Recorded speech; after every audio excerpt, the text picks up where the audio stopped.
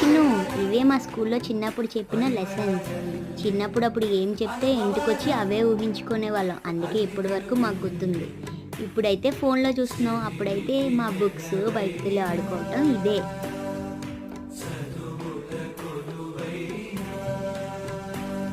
అలా అమ్మా